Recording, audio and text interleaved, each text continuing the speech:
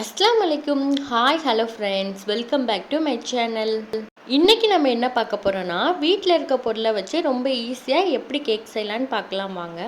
எப்பயும் போல் final tips இருக்கா, அதையும் பார்த்துடலாம். சரி வாங்க நம்ம வீடியோக்குள்ளே போகலாம். இந்த கேக் செய்கிறதுக்கு மிக்ஸி ஜார் எடுத்துக்கலாம். அதில் ஒரு கப் அளவு ரவை சேர்த்துக்கிறேன். நீங்கள் எந்த கப் அளவில் மெஷர் பண்ணுறீங்களோ அதே கப்பில் எல்லாமே மெஷர் பண்ணுங்கள்.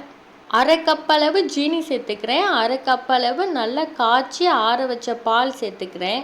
அடுத்து தயிர் 1/4 கப் அளவு சேர்த்துக்கலாம். அடுத்து 1/4 கப் அளவு ரீஃபண்ட் ஆயில் எடுத்துக்கலாம். நீங்கள் எடுக்கிற ஆயில் ஃப்ளேவர் இல்லாத ஆயிலாக தான் எடுக்கணும், இல்லைன்னா கேக்கோட டேஸ்ட் சேஞ்ச் ஆகும். அடுத்து வெண்ணிலா எசன்ஸ் 2 ஸ்பூன் சேர்த்துக்கிறேன். உங்களுக்கு எந்த ஃப்ளேவர் பிடிக்கிறோ அந்த எசன்ஸ் சேர்த்துக்கோங்க. உங்கள்கிட்ட எசன்ஸ் இல்லைன்னா ஃப்ளேவருக்காக ஏலக்காய் கூட சேர்த்துக்கலாம்.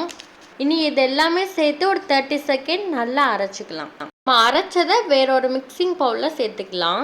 இப்போது இது இந்த கன்சிஸ்டன்சியில் இருக்குது. ஒரு 10 மினிட்ஸ் இதை கூலாக விட்டலாம். அதுக்குள்ளே லைட்டாக திக்காகி வந்துடும்.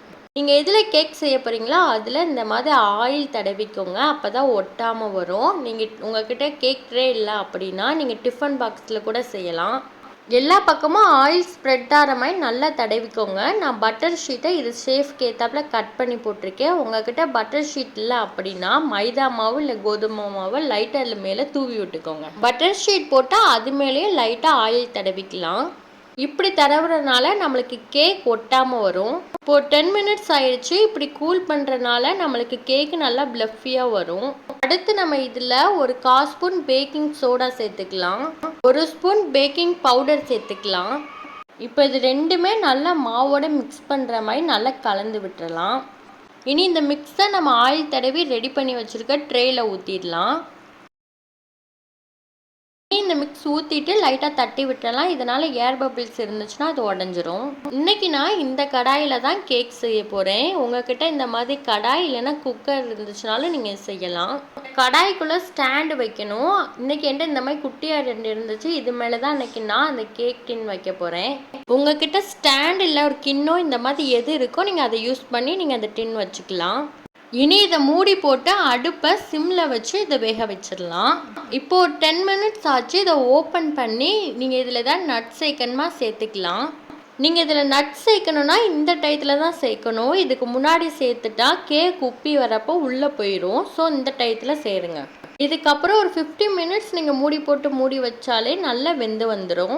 உங்கள்கிட்ட இருக்கிற குச்சி டைப்பில் ஏதாவது ஒன்று உள்ளே விட்டு பாருங்கள். ஒட்டாமல் வந்துச்சுன்னா நல்லா வெந்து வந்துருச்சுன்னு அர்த்தம். ஒரு 5 மினிட்ஸ் நல்லா கூலாக விட்டுறலாம். ஒரு கத்தியை வச்சு 4 பக்கமும் லைட்டாக அப்படி எடுத்து விட்டுருங்க. அடுத்து நம்ம ஒரு பிளேட்டில் இந்த மாதிரி கவுத்தி எடுத்துக்கலாம். லைட்டாக இந்த மாதிரி தட்டிட்டு எடுத்தாலே கேக் அழகாக ஒட்டாமல் சூப்பராக வந்துடும். அடுத்து நம்ம கேக் மேலே இருக்கிற பட்டர் ஷீட்டை எடுத்துடலாம். அடுத்து கேக்கை ஃப்ரண்ட் பக்கம் கொண்டு வரதுக்கு நம்ம ஒரு பிளேட் எடுத்து திருப்பிடலாம். இதை கட் பண்ணி சர்வ் பண்ணிங்கன்னா நம்மளோட yummy homemade rava cake ready. குழந்தைங்க கேக் கேட்குறப்ப இந்த மாதிரி வீட்டிலையே ரொம்ப ஹெல்த்தியாக செஞ்சு கொடுங்க. டேஸ்ட் அல்டிமேட்டாக இருந்துச்சு. கண்டிப்பாக வீட்டில் ஒரு தடவை இந்த மாதிரி கேக் செஞ்சு பாருங்கள். இன்றைக்கி நம்ம ரவை பற்றி தான் டிப்ஸ் பார்க்க போகிறோம். ரவையில் இருக்க நார் சத்து உங்களுக்கு பசியை போக்கி பசியை கட்டுப்படுத்தும். ஸோ வெயிட் லாஸ்க்கு ஹெல்ப் பண்ணும். சிலருக்கு ரவையில் இருக்க குளூட்டன் என்ற பசை சத்து ஒத்துக்காமல் அலர்ஜி போன்றவையும் ஏற்படும். ஸோ ஒரு பொருளோட நன்மையின் தீமை அறிந்து அளவோடு பயன்படுத்தி ஆரோக்கியத்தை மேம்படுத்தலாம். இந்த வீடியோ டிப்ஸ் உங்களுக்கு பிடிச்சிருந்துச்சுன்னா மறக்காமல் நம்ம சேனலை சப்ஸ்கிரைப் பண்ணிடுங்க. தேங்க்யூ.